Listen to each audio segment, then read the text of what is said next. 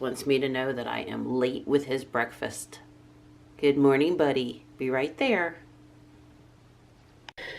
Well, I was supposed to have a nice, calm, relaxing morning, but Johnny left his Taekwondo clothes with me, which means I need to drive them up to the Taekwondo school for his black belt candidate class this morning. So, yeah, up and out the door. Oh, at least it's not as early as a school day.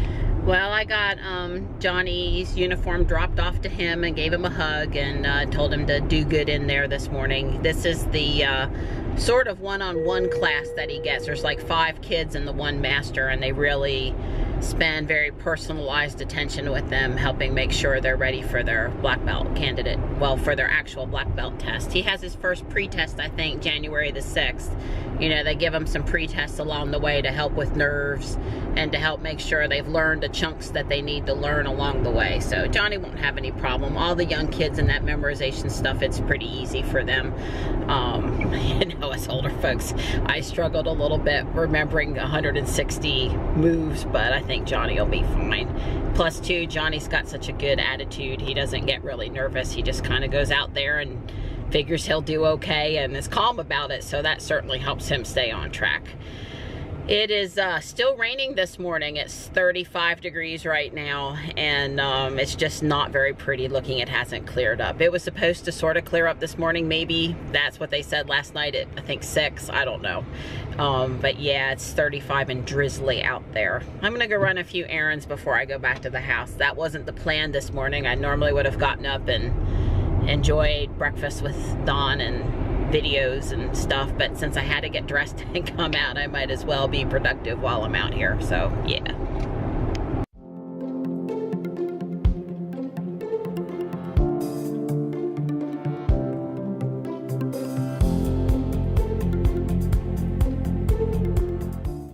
Let's talk Christmas photography for just a minute. This is a barn over in Willow Spring. They had Christmas trees for sale, added a few years back. I thought it was really pretty, so I sort of set up across the street and zoomed in to get this shot. I think I even took it without getting out of the car. That would have been my van back in the day, right? So I think what I like so much about this photo is that the sky is blue and that all of the lights over the Christmas trees are stars. And so one of the things this Christmas, while you're taking pictures of Christmas lights, if you like to have the lights look like a star, is you've got to switch off of auto on your point and shoot or your DSLR and probably move over to aperture priority or AV mode. Most cameras today, they have that, right?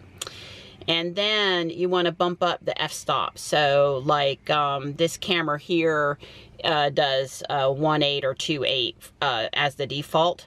But, you know, push it up to 8 or 11 or something a little bit higher. Now, when you do that, it's going to take the shutter a little longer to take the picture. So you do need to make sure that you hold the camera still.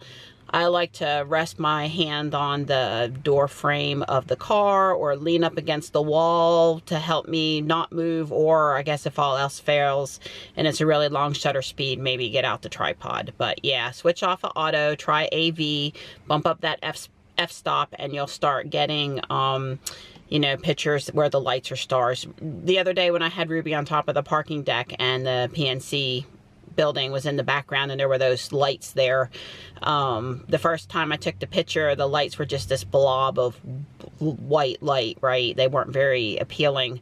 And then I adjusted the camera setting and took several more pictures until I turned those into stars. So experiment a little bit. I think your Christmas pictures will, the lights will be prettier if you go over to AV mode and bump up that f-stop a little bit. Yeah. All right, if I can't find a pair of jeans that fits here, I won't be able to find a pair of jeans I like anywhere. There's Ruby.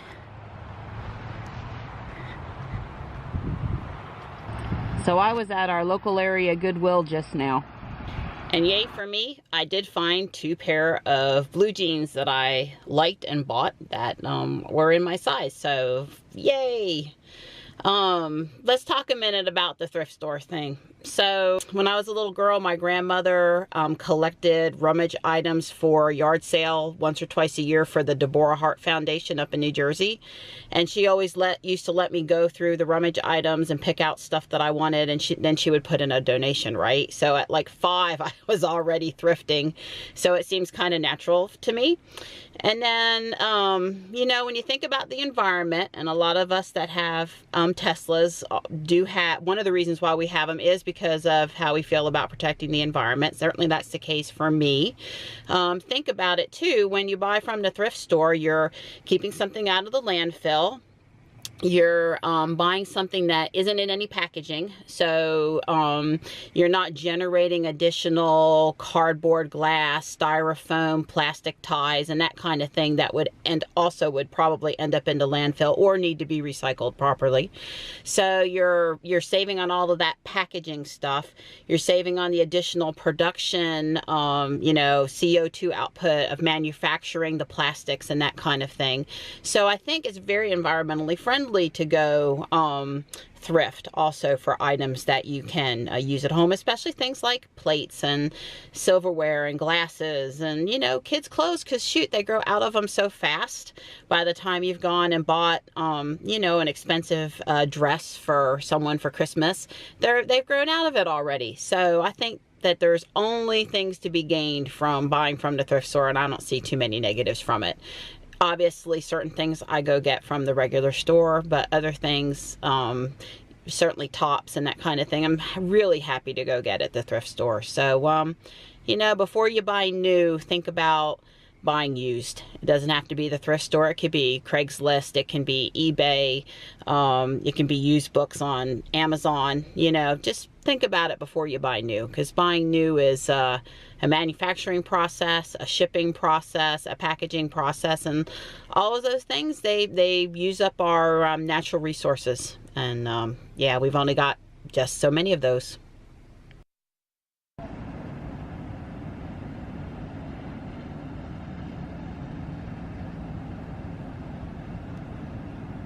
Because we're close to the landfill over here in Holly Spring, we get a lot of shorebirds inland in the wintertime.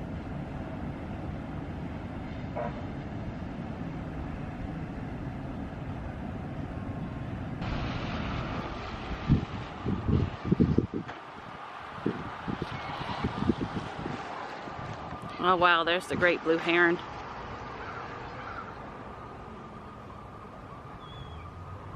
Look at all of those birds. I mean, just look at them. There's hundreds, if not thousands, of shorebirds here at the Walmart in Holly Spring. And it's like this every winter. Amazing.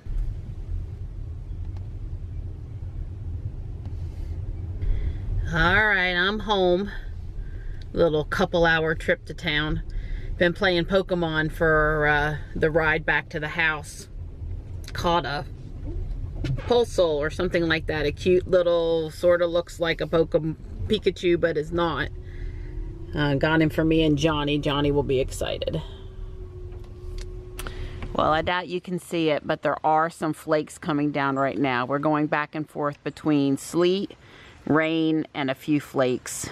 I've just come from the garage where Gray, Slate, and Tux are all warm and cozy and eating some canned food and quite happy. But yep, some snowflakes out there. It's supposed to be ending soon. Hi, Marianne and I realized today after watching another YouTube video on Tesla that we failed to talk about what the energy use was for November. So I pulled up TeslaFi today and pulled up the numbers for November. And basically in November, the total kilowatts used at home to charge the car, in other words, the energy that we bought from the power company, was 1,043.9 kilowatt hours. And of that 1,043.9 kilowatt hours, 883.49 kilowatt hours were used to actually added to the battery. Now, that energy moved us a total of 2,302 miles in the month of November. for an average efficiency of while we were moving of 89.2%. The temperature was only 55.45 was the average temperature, so we didn't use a lot of heat. Air conditioning seems not to have the impact as heating. Now that we're well into December, we've learned that heating costs a great deal more energy. Also, one of the things that we did in November that we had never done before was charge our Model X to 100%. We did that on November the 5th at the new North Hills Supercharger. And it's a very interesting chart. We plugged in, and when we started charging, we were at 55%, and it took I think it was 30 minutes to go from 55% to 100%, which was good. But the interesting thing about the chart is you notice in the center, the sort of magenta curve is the number of miles added per hour. And basically when it got to 99% state of charge, the mileage dropped from 118 miles per hour charge rate down to 12 miles per hour, very slow. So that last 1% took from approximately 3:07 p.m. to charge complete at 3:28 p.m. So it took approximately 20 minutes to actually charge from 99% to 100%. I'm sorry, I misspoke of the total amount of charge. We were there for 90 minutes. We plugged in at 2 p.m. and we unplugged at 3:27. So we were there for an hour and 27 minutes. So Donnie and I are going on a little Christmas light outing here, and we've packed up some of that delicious chili to enjoy in the car. We've got it in thermoses and stuff, complete with cheese and sour cream, all ready to go. So let's head on out. Yeah, it's a bag full of food.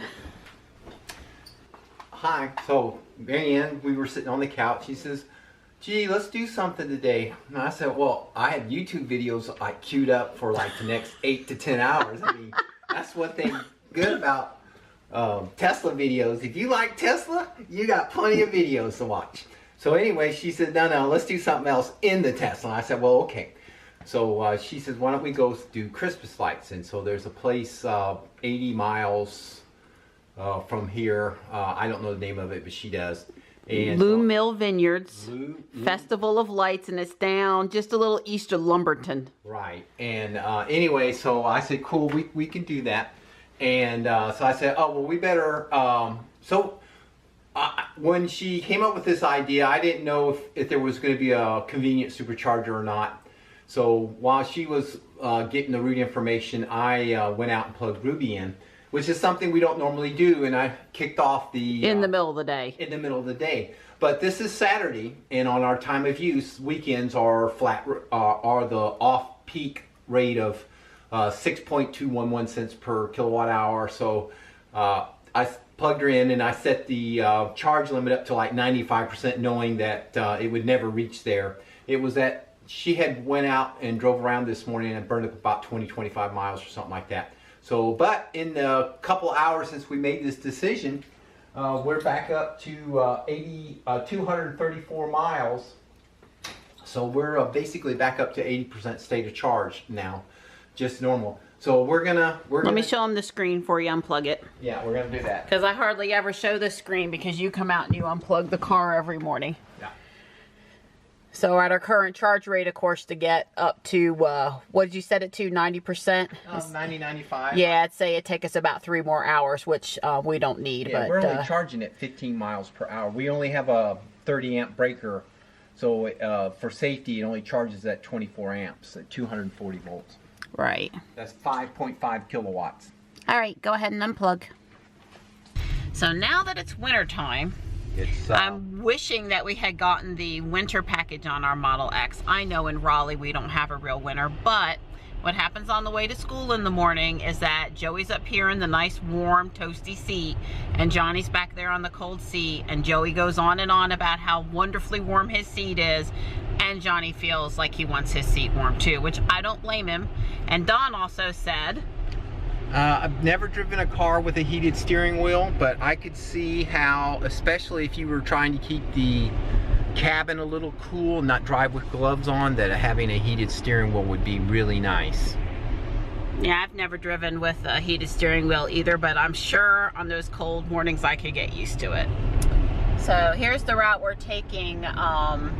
Basically down 401, catch 95, and then get off on some local road to get to Lu Mil Vineyards down on Suggs Taylor Road in Elizabethtown, North Carolina. Right, and if we were in, depends on how late we come back, but we may stop by the Supercharger on the way back and charge up. But yeah, I mean, as you can see here on the map, we're not too far from the Supercharger in Lumberton, and we're basically going right past the one in Fayetteville. So right, yeah. And we're actually going to take we're going to go right down it, because we're going to take this little cut over here. That's that way we won't have any traffic lights. In other words, we've never figured this out with Tesla maps.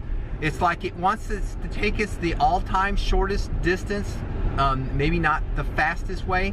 It's going to be quicker to get on that little green, which is a control interstate type highway, run over to 95, which is again interstate highway, and drive down that way than to go through Fayetteville, stop and go traffic lights and things of that nature. So when we get there, we'll have 54% charge.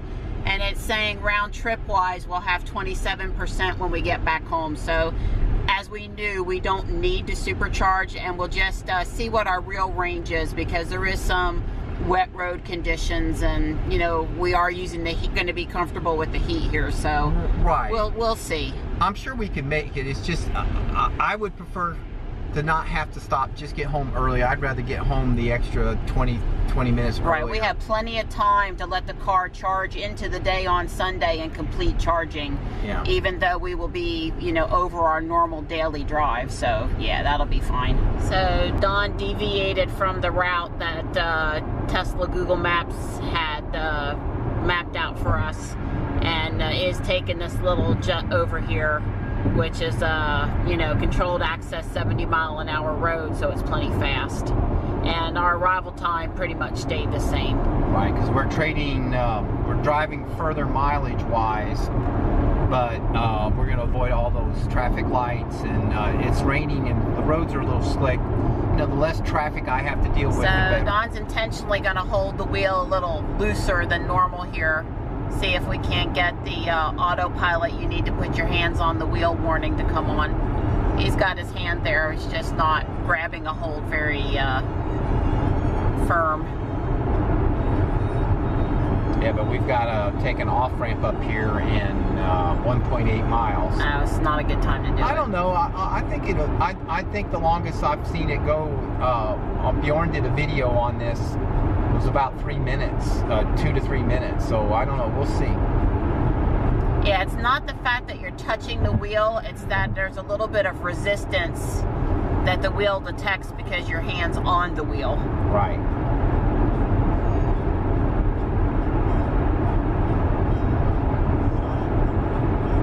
Honestly, I'm just barely have my steering wheel, hold steering wheel. There it is. There's the white. All right, there it is. See how the frame lights up? And then once you put your hand back on and sort of give some resistance, it goes back out. Right. Once you get like 3 warnings. Yeah. And then you have to pull over and put it in park before autopilot will re-engage. Yeah, so that was strike 2 for me on this trip. So on this one little controlled access road, that was strike 2. So I need to be, you know, I need to work a little bit here. Yeah, well, Don's been on autopilot basically since we got on 401 just past the house. Right. It's only dropped out once or twice and went right back in. Sorry. You can still hit it 4 times. Let me see. There's 4 times. No? Still hit it 4 times? There you go, Donnie. So this is one of the Easter eggs. just in case there's any kids watching today. Since we are going to see Christmas lights. Ruby's got lights outside and inside the car. That's right. Cowbells. So you pull in on the autopilot stop 4 times and that engages the Easter egg. Normally you would only have to pull in twice to get into autopilot, but 4 times launches the Easter egg. The only prescription is more cowbell.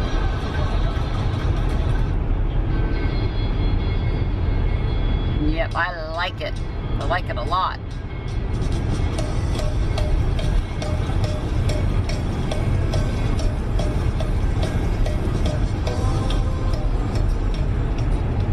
It'll basically stay like that for forever. The music stops, but the Rainbow Road keeps going. Oh, okay. Thanks, Donnie. You're welcome.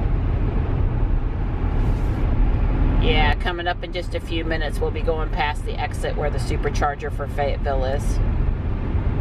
It's exit 49. We're at 55 now. So Don wants to know, when are they going to add Tesla Supercharger to the you can quote-unquote refuel signs on the interstate? Right.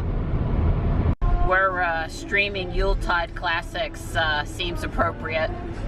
So we're stopped on the main road waiting to pay and get in. But if you look over here to the right, that's all the cars and all the lights. So we're sitting here in traffic aware cruise control, just crawling along, not having to do anything. You letting Ruby do all the work, Donnie? Ruby's doing all the work. Okay, so just like estimated, it was about 80 miles down here from the house. Yeah, and we've 355 watts per mile.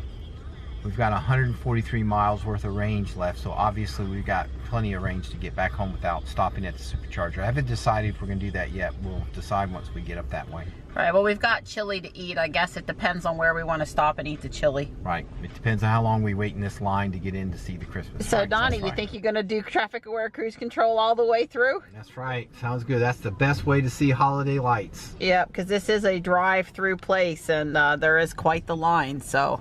Well, this will be our first Christmas light show with the ability to look up. Yep, pretty cool. Santa up here taking your ticket. Yep, Ruby's getting fidgety. She thinks she needs to spread her wings. Wow, this is a really cool inflatable. Big, too. Santa and his elves. But hey, I thought Santa drove a sleigh. And where's Rudolph? I like that one better. Maybe it's electric. This inflatable's cute too. The door opens. The travel trailer. Yep. And Santa's inside the travel trailer. Boy, that Santa, he sure does have a lot of modes of transportation tonight. Wow.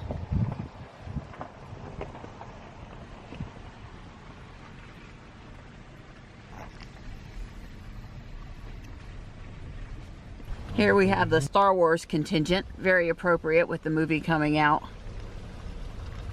Wow, they even have Jabba the Hutt. Yeah. Way cool. Peace, hope, and droid.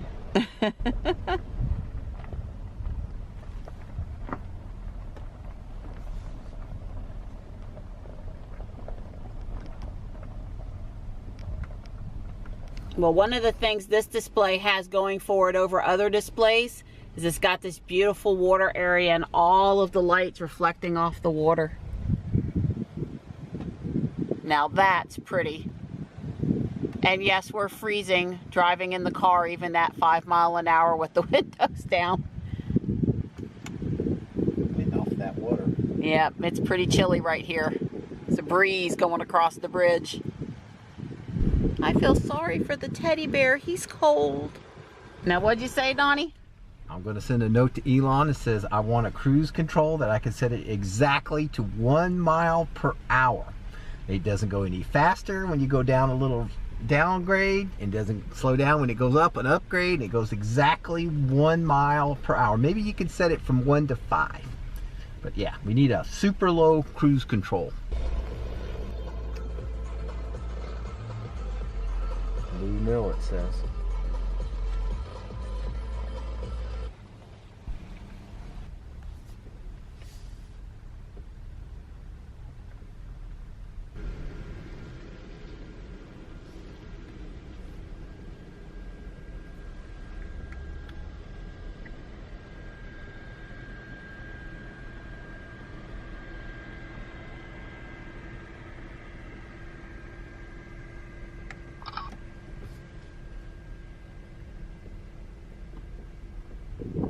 That is quite the large sleeping Santa over there. Lane.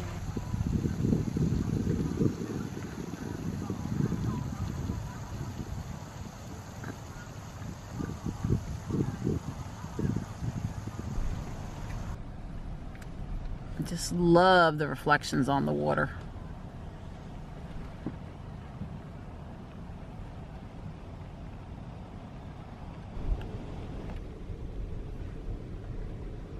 Hey, Mickey Mouse.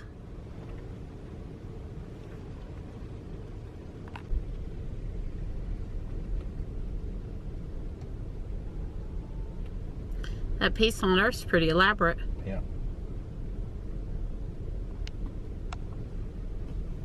It's one of the nicer sculptures we saw tonight. Yeah, it's very crisp. The lights are all straight. Pointing in the same direction, you know, that kind of stuff. It's probably LED. I think it is LED.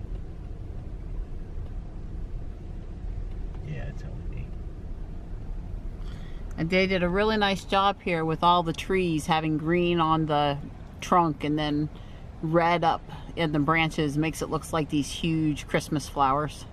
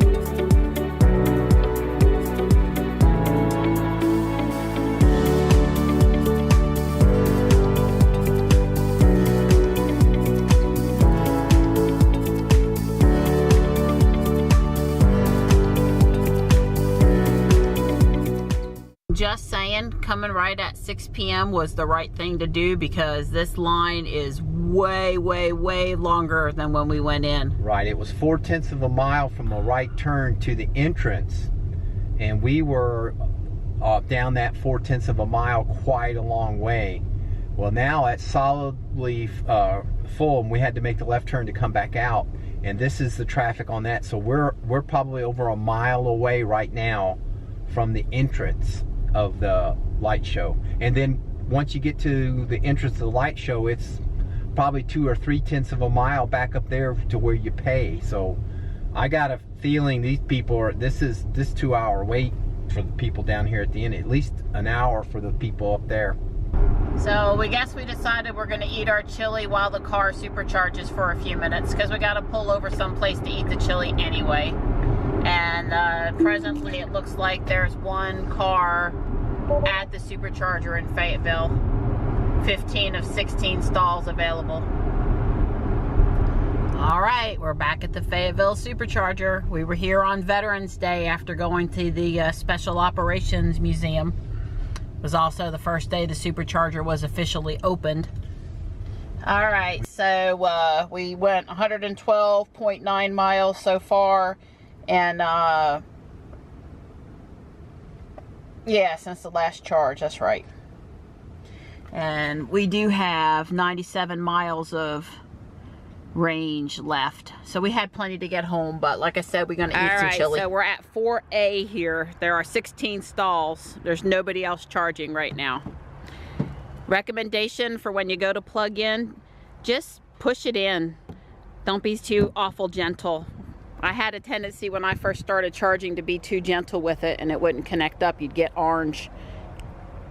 Well, I'd say that's promising.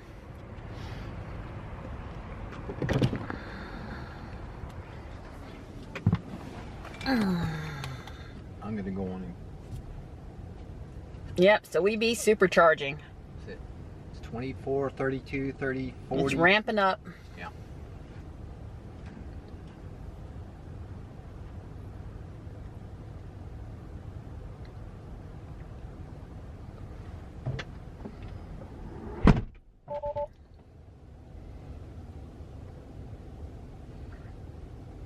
Don's gonna go check out the washroom over here at the hotel.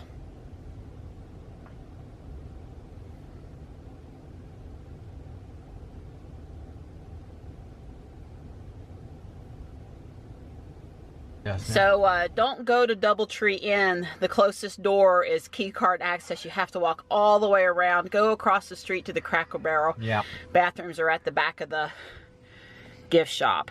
So the cars made good progress while we were across the street. And now we're going to eat our chili. Now Don says we're road tripping Tesla Bjorn style and eating food in the car that we brought from the house. We're missing our little hot water teapot though. Yeah. Right. Yeah. I'm sure I wouldn't mind some hot tea for the drive home. All right. Don's ready to stop charging.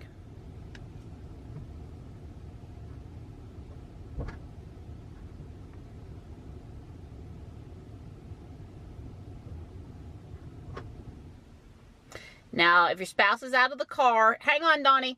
If your spouse is out of the car and everything goes dark, just tap on the screen and the car will come back to life. You can come in now. Yeah.